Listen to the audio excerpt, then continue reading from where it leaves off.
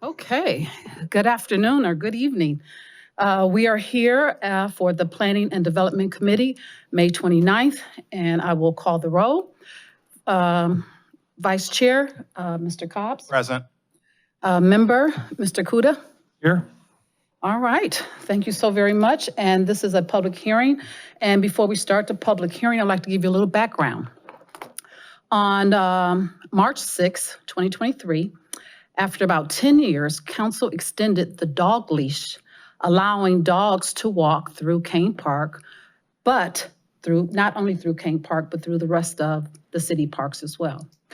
Prior to this, legislation had been talked about regarding a dog park from an overwhelming number of residents and many who attended the Parks and Recreation Advisory Board. Through this board, have asked to create a dog park in Cleveland Heights. The subject was discussed with the Parks and Recreation Advisory Board with the consensus for me to create legislation allowing Cleveland Heights to have a dog park. After the creation of the legislation extending the dog leash, I moved forward with creating the legislation to require that Cleveland Heights have a dog park with the recommendation of the Park and Recreation Advisory Board.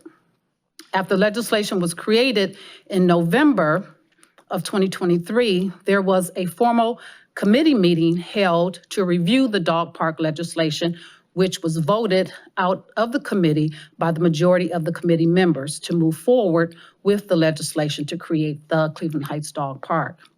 The legislation was then moved to the law department and reviewed by the Director of Law, Director Hanna. After meeting with Director Hanna, he recommended that I do more investigations, including I want to call you doctor all the time, Director of Parks and Recreation, Ledbetter. After getting permission from our mayor to meet with Director Ledbetter, we met 3 separate occasions to discuss the dog park. The information that the law director gave us to follow up with was to discuss location, which we did. We visited different locations that was provided to us by the Parks and Recs Advisory Board, to discuss potential costs, which we did, and amenities for the dog park as well. After our findings, Director Ledbetter presented our findings to the Committee of the Whole, and we discussed the topic with the full council members asking for their input and questions pertaining to the dog park. The council agreed to move the legislation forward, which was the next step was to hold a public hearing, and that's why we are here today.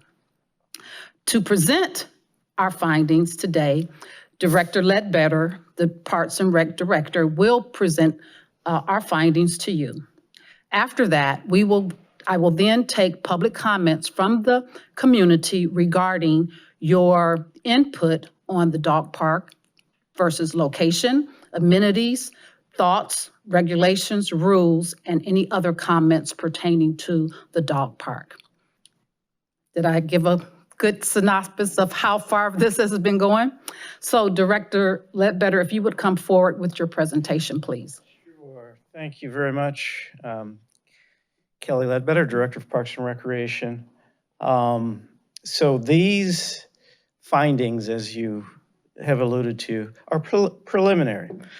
And the work that we have done thus far was necessary in order to, provide a foundation for feedback. And so that's kind of where we are now. I just wanted to kind of reiterate that no decisions have been made at this point, and this presentation is preliminary. We will look forward to comments from the public. But as you mentioned, the ordinance was passed, and that requires dog owners to have their dogs on a leash. And so a dog park gives owners and dogs the opportunity to sort of socialize with each other off leash. And the important part in that is this amenity will be fenced. It's not something that will be open for dogs to roam off leash, but it will be fenced. And currently, there's no space for dogs to do that. And, you know, there's multiple benefits for a community having a dog park. It promotes responsible pet ownership. As I just mentioned, it creates an opportunity for socialization, and it creates a safer and cleaner environment for both pets and residents. So this amenity will have, you know, waste stations, and Parks and Rec staff will provide proper cleaning. It'll sort of be on our schedule, likely weekly, maybe bi-weekly, in order to sort of keep it up and clean. So we met with one of our engineering contracts, with GPD, and you know, they have worked on a number of these projects locally. And so they gave us just an idea of what costs would look like. And it's in the neighborhood of $170,000. And, you know, that would go to, as I mentioned, fencing. There'll be water stations for both drinking, and a station to sort of clean your dog off during inclement weather.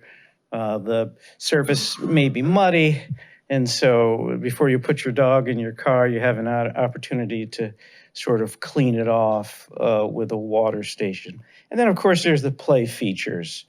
And those, along with a few other amenities, again, GPT, who is a very reputable firm, has given us an estimate of about $170,000. And here's a few other things that would, you know, be included in that cost. So we want owners to have a place to sit and socialize as well. So that'll include tables and benches, waste stations, as I mentioned. And the fencing will include a separation for small dogs and large dogs. And so owners will kind of have to police that themselves. But if your dog is a little bit larger and a little bit more aggressive, then obviously you will take him to the appropriate side. But there will be a delineation, there'll be a separation for large and small dogs. Of course, we'll have signage for rules. So these are a few other items that will go into the cost of installing a dog park. Again, here's some common rules that you'll find with this amenity. The dogs must be immunized, no aggressive dogs. You know, obviously, we want owners to be respectful and clean up after their dogs. And so we'll add to this. This is not an exhaustive list, but those few are more common rules that are associated with this type of amenity. Again, just a few examples of some of the climbing features. We're not at that point yet, but for those of you that have owned dogs and use this type of amenity, these are some common features that you'll see.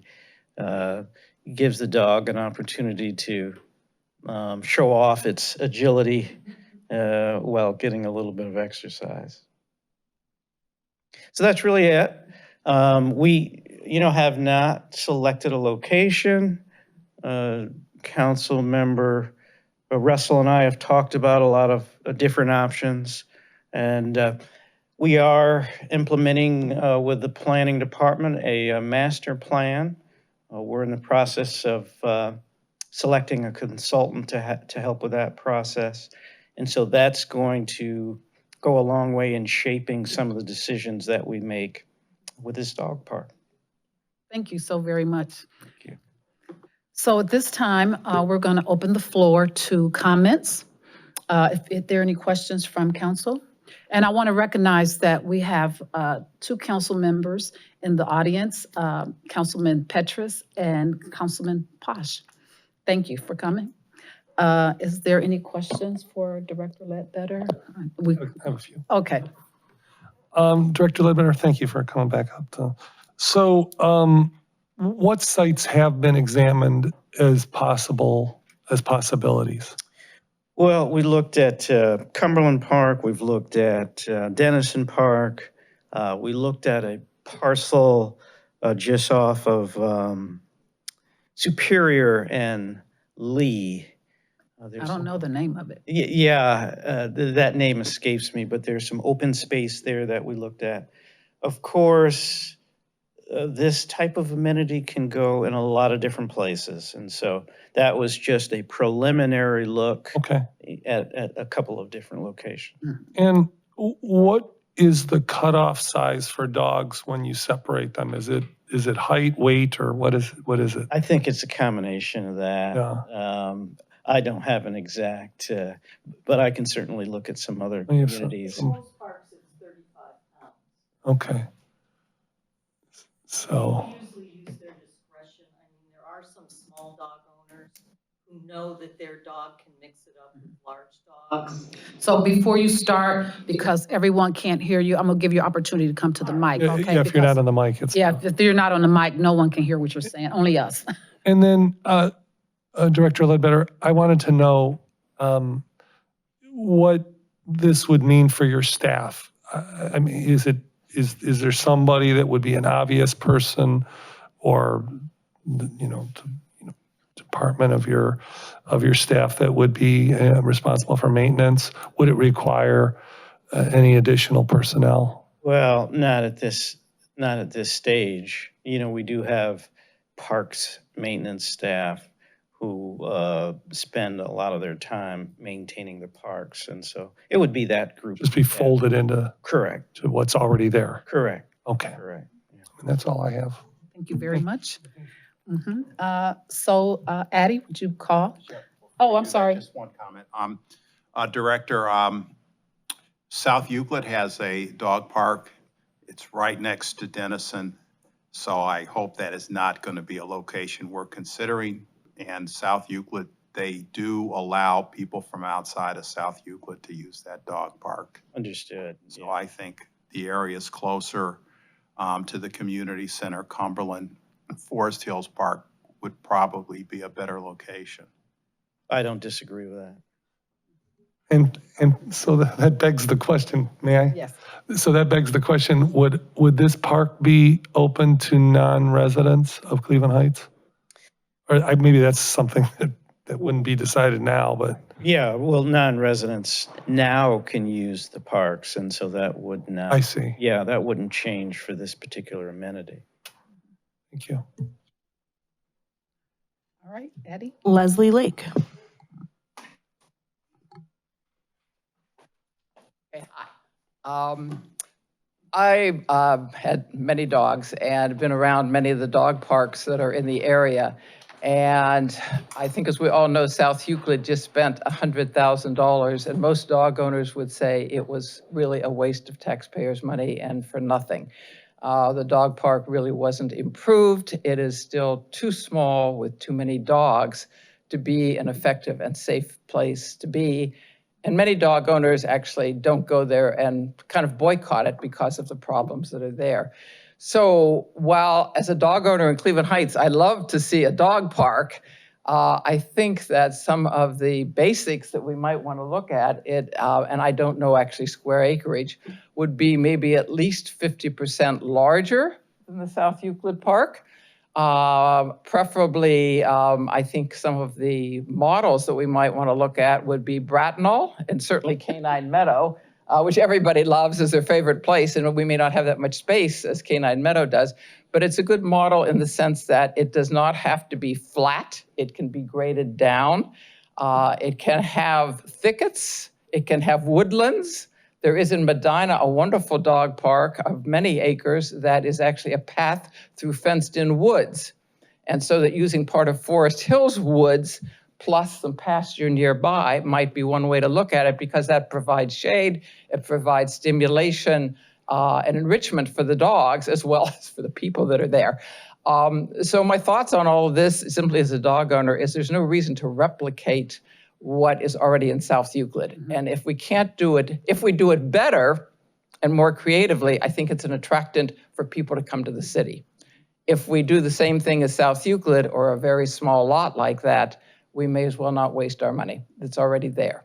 So either we have the space and the ability to do a larger park than that, and one that is a little more creative in what it offers, or I can't see whether the money is worthwhile spending. And I say that as an ardent dog person and somebody who uses dog parks. Thank you so much. We definitely had, at our committee meeting, we were definitely told about South Euclid Park regarding definitely the sand. And so we were well versed on South Euclid, and Bratnoff's Park came up quite a bit. So I'm quite sure she has a thing to speak. No, I came in late. Oh, well, you could still get yeah, you could still get one because you were at our committee meeting. All right. John Barber.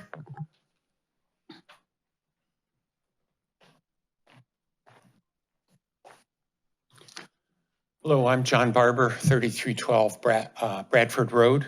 Thank you for the opportunity to speak tonight. The Cleveland Heights government has been asked to consider installing a dog park within city boundaries for public use. I strongly recommend that the possibility and the location of a dog park should be discussed during the park's master planning process as approved in the 2024 budget. An existing public dog park is already available to Cleveland Heights, as other people have mentioned. And on the South Euclid City website, it says the South Euclid Dog Park is an open regional amenity enjoyed by residents in neighboring cities, including Cleveland Heights, among others. Citing a dog park in any location effectively freezes that space for a single use into the foreseeable future, removing it from parkland habitat. Cleveland Heights has only a small, about 140 acres of dedicated parkland, located primarily in the direct tributaries of Lake Erie, Denison and 9 Mile, Kane, Schoolhouse, Cumberland, and Forest Hill in the Dugway, and Lower Lake in the Doan. And this paucity of parkland space reinforces the need to incorporate the possibility and the location of a dog park into the park's master planning process. Is this the best use of our land? Reviews of the pros and cons of dog parks have been published in scientific and popular literature. On February 6, 2020, an article published in the New York Times by Sassafras Lowry described some of the negative impacts of dog parks on humans and dogs. Very interesting article. Some of the things that jumped out at me as a dog lover and former dog owner. Public dog parks have problems with potential injuries to dogs, exposure to canine bullies, and diseases. But little was mentioned in this article about the unknown effects of prophylactic chemical treatments of dogs that are prescribed by veterinarians. I'd like to take just a quick minute and talk with you about that. In small communities like ours, placing a dog park in parklands such as Cumberland or Kane or Schoolhouse near the Dugway Brook poses threats to the watershed from concentrated urine and feces laced with deworming chemicals and anti-flea and tick treatments. New studies describe environmental pollution from pet parasite products, prophylactic anti-worming, and flea and tick spot-on or collar products.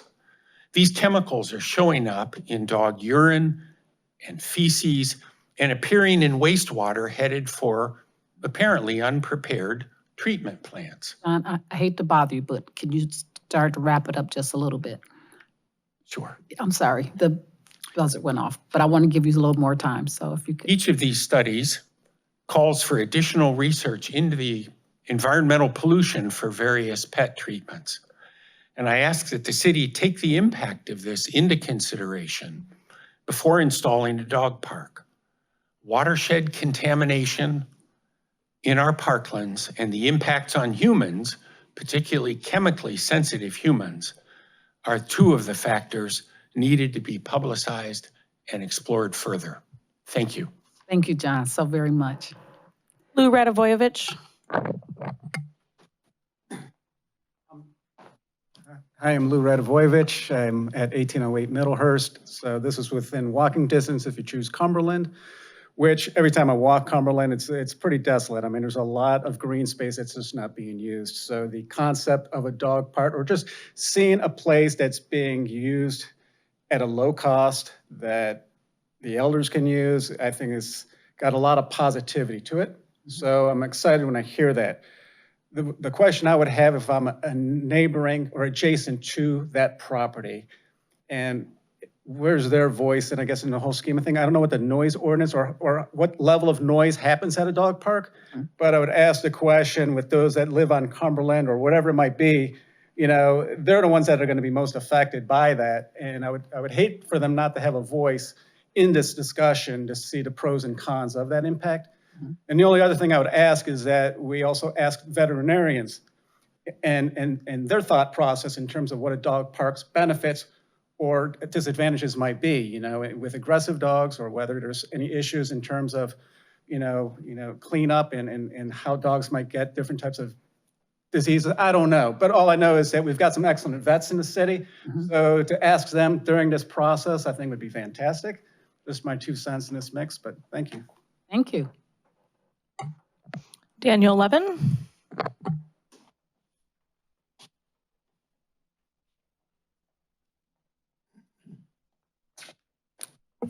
Hi, Daniel Levin, also Bradford Road, 3421 Bradford. I didn't come planning on speaking tonight, but I'm a dog lover. I just was interested. And I've had dogs my whole adulthood. I didn't know that there'd be such eloquent speakers before me, but especially the woman who spoke about South Euclid and Canine Meadow. I couldn't agree more with everything you said, especially not having a square, you shouldn't use the term, but a square dog park, that sight lines aren't important. It's not like a tennis court. And the rambling landscape and so on. I didn't know that there'd be a discussion about the South Euclid Dog Park, but I used to go there many years ago. And it occurred to me very quickly that it's not at all made for the people who are caring for their dogs. It's not a place you'd want to ever be because it's cold, it's sterile, it's a box, it feels like jail.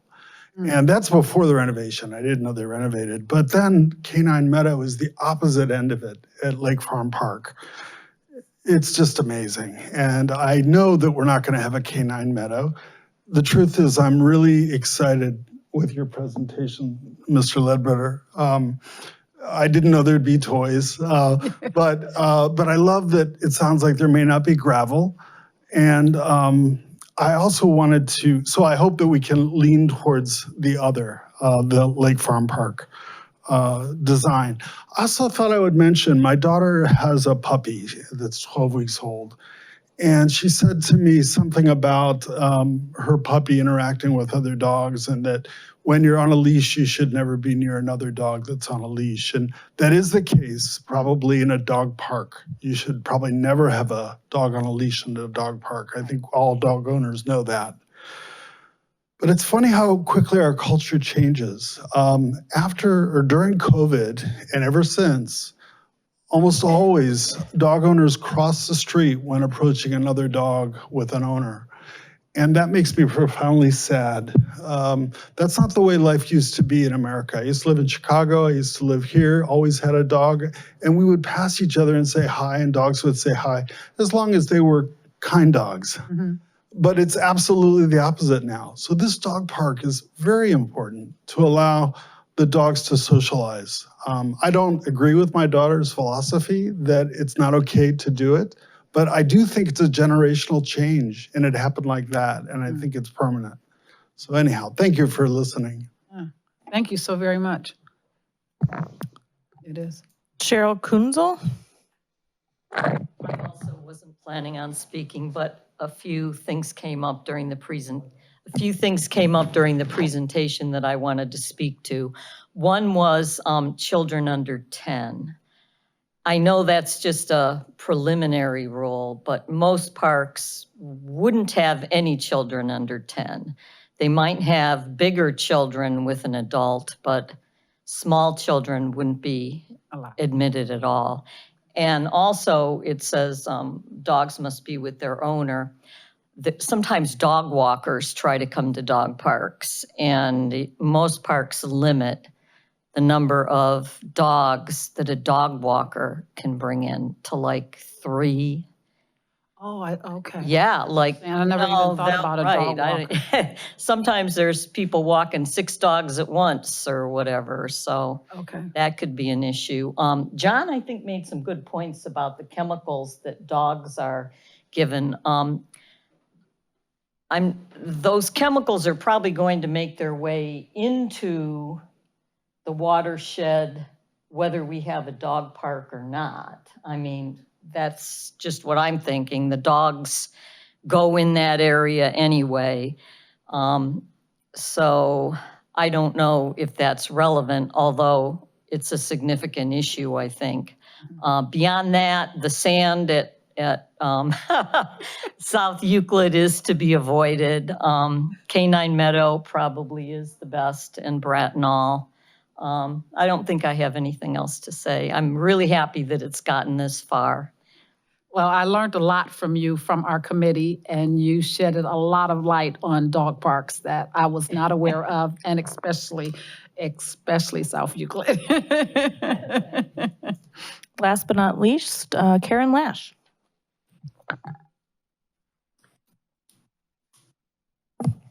I too had not planned on speaking. I'm a dog owner and a huge dog lover, and I'm thrilled that Cleveland Heights is working on this.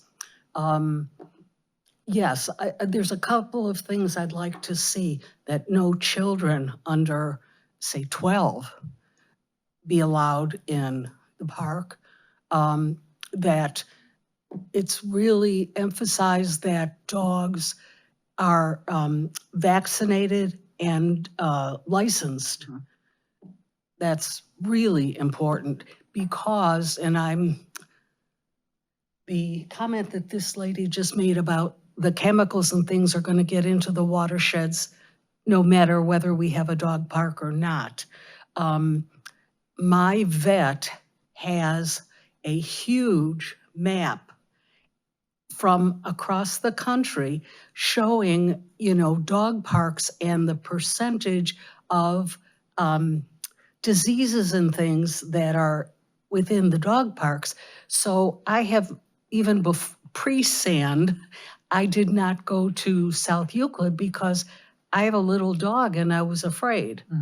But that's really important to me to know that it's a safe place for my dog and any other dog. So that's just my 2 cents. Thank you very much. Is there any other comments? Yes, come forward. I would just like to add that I think in talking about hygiene, chemicals, noise, all the things that have come up, safety, size matters. And that's one of the big problems at South Euclid and why Canine Meadow works. In Canine Meadow, it's really not very noisy because actually there's enough space. The dogs aren't necessarily tussling so much with each other as just running around chasing balls. So size matters. And if we don't have a lot that is large enough, then I think it compromises the hygiene, the safety, all those kinds of things. Good point. Good point. I think we're going to have to council has to do a field trip. Yes, we need a field trip. Please consider parking. That there's, adequate parking yes. around the park. Yes. Yes. Is there any other? Come on. We can walk to the dog park.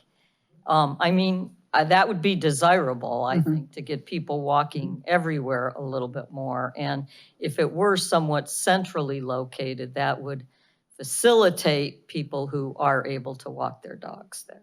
Just out of curiosity, and you can raise your hand and come to the mic. Anyone here, no one's really talked about location. I heard a couple people really like the Cumberland area, but is there anyone here have a desire or can think of a different location or a location? Come to the mic. I want to just be able to list that so that we have an idea if there's some other area we should be looking at. Okay, and I'm not an engineer, which is obviously what you need when you're looking at terrain and how water drains, et cetera. There is a space, I think, at Forest Hills, and it would be where Forest Hills Boulevard meets Lee Road near the picnic area there. There's some woods, but there's also some tennis courts that are almost never used.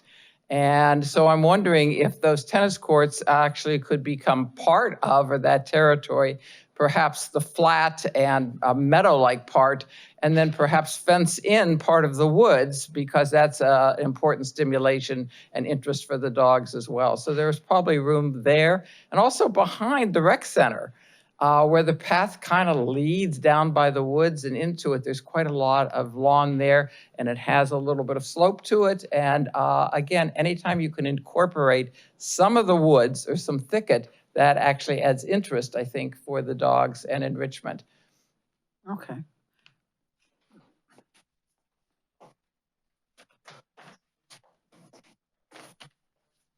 Having been the one who brought up chemicals in prophylactic dog treatments, the question of location to me comes back around to, first of all, a dog park will inevitably concentrate urine and the fallout from urine, which are long-lasting neurotoxin insecticides.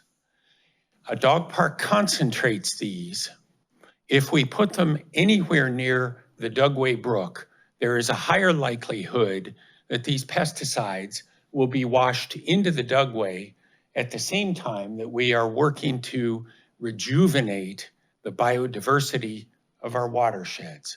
So we are working at cross purposes when we talk about potentially locating a source of insecticides in a concentrated fashion on the shores of the Dugway Brook or 9 Mile or the Doan Brook. I don't have a solution for this, but I don't want any casual consideration of, don't worry, it's just the Dugway, because we've done that too long. And it is our Central Park system. Thank you. Any recommendations for a location? I don't at this time. No, okay. Well, think about it and just get back to me if you can. I appreciate it. Anyone come? Councilman Posh, come forward. Yeah, no one can hear us if we're not at a mic for some reason. Maybe the committee would want to look at some of the school properties like Milliken, maybe behind Coventry. I was suggesting Milliken. Oh, that's a big difference. Sorry about that. I should learn how to do this. Milliken or behind Coventry, and it's probably too small behind Coventry, where the kindergarten playground used to be. Milliken has a lot of land. Milliken's got a lot of space unused. So.